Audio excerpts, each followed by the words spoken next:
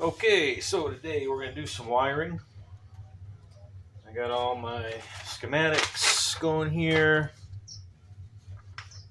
all my clamps. So I'm wrapping up some wires and running them by the firewall.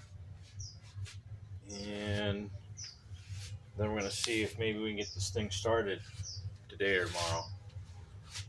So this is what I've done so far.